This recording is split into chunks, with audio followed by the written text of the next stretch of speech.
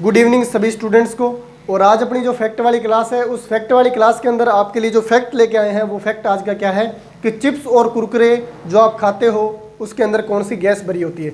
जी हाँ, जो आपने देखा है कि चिप्स और कुरकुरे के आप पैकेट खरीद के लेके आते हो शॉप से, बाजार से, तो उसके अंदर वो फुलावट के अंदर होते हैं। चिप्स और कुरकुरों की मात्रा जो होती है वो कम होती है और उसके अंदर ज़्यादा जो मात्रा होती है वो किसकी होती है, हवा की होती है। तो अपने को कई बार लगता है कि सामने वाले जो है कंपनी वाले जो है प्रोडक्शन वाले जो है वो क्या करते हैं अपने उत्पाद बेचने के लिए या फिर ज़्यादा दिखाने के लिए पैकेट को थोड़ा फुलावट में डालते हैं। तो अपने ये भी कन्फ्यूजन दिमाग में आती ज़रूर है कि हमने जो चिप्स का पैकेट खरीदा है उसको दिखने में बड़ा दिखाने के लिए वो हवा भरते हैं। जी नहीं, ऐसी कंडीशन नहीं होती है। उसको बड़ा दिखाने के लिए हवा नहीं भरते हैं। जितनी वैल्यू आप पैसे की देते हो उतनी वैल्यू में आपको वो चीज़ मिलती है, लेकिन उसको बड़ा दिखाने के लिए उसके अंदर हवा नहीं भरी जाती।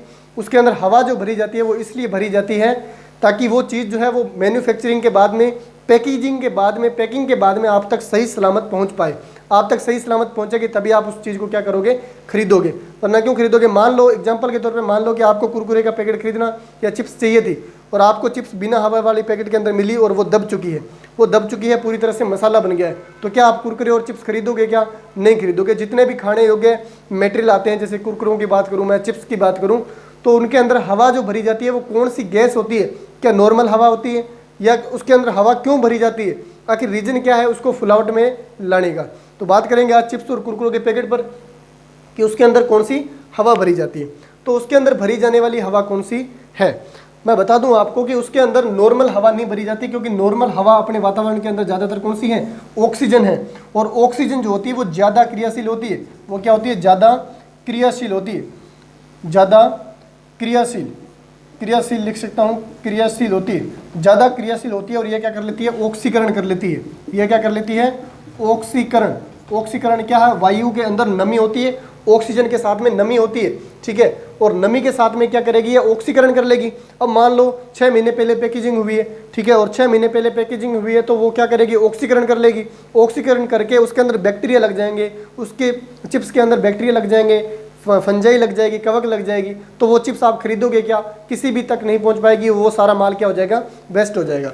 तो इस प्रक्रिया से बचने के लिए उसके अंदर डाली जाती है कौन सी गैस, उसके अंदर डाली जाती है नाइट्रोजन गैस। उसके अंदर कौन सी गैस डाली जाती है, नाइट्रोजन गैस, नाइट्रोजन, नाइट्रोजन, ठीक है। ये भी कंपटीशन एग्जाम में बहुत बार क्वेश्चन बनता है जनरल साइंस के अंदर। क्या क्वेश्चन पूछता है कि चिप्स के पैकेट के अंदर भरी जाने वाली गैस कौन सी है, तो साहब चिप्स के पैकेट के अंदर भरी जाने वाली गैस कौन सी है, नाइट्रोजन गैस। और नाइट्रोजन गैस ही क्यों डाली जाती है, क्योंकि ये ज़्यादा सक्रिय नहीं होती, अक्रिय होती है, अक्रियाशील होती है, अक्रियाशील, ठीक है। और अक्रियाशील होने के साथ साथ में इसकी और भी खास बात क्या है कि ये क्या होती है, रंगहीन होती है। ये क्या होती है, रंगहीन होती है, यानी किसी भी प्रकार का कोई कलर नहीं है इसमें।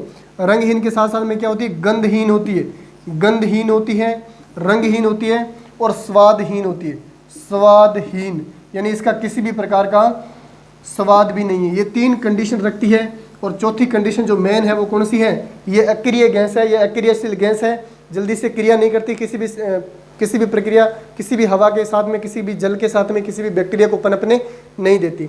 नाइट्रोजन गैस डालने का मकसद क्या है कि जो भी आपने फूड मटेरियल पैकेज के अंदर, पैकेट के अंदर पैक किया है उसके अंदर किसी भी प्रकार के कवक या बैक्टीरिया को पनपने नहीं देती, ताकि वो अपना सामान जो है वो सुरक्षित रहे, ठीक है।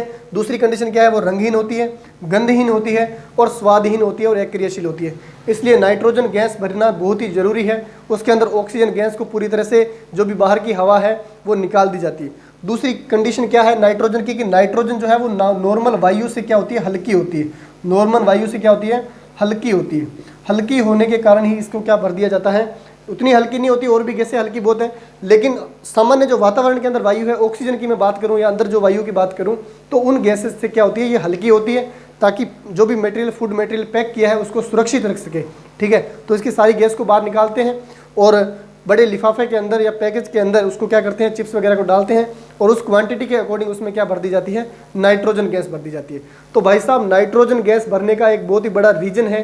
क्या रीजन है वो आपको पता चला, ताकि वो अपना फूड मटेरियल है वो अपने तक सुरक्षित पहुंच पाए, ठीक है।